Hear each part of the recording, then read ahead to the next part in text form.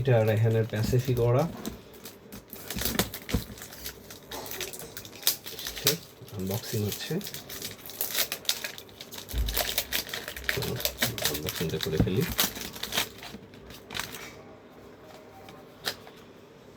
বটলটা প্রেজেন্টেশনটা খুব নর্মাল, যেটা ওদের অ্যাজ ইউজুয়াল থাকে। এসে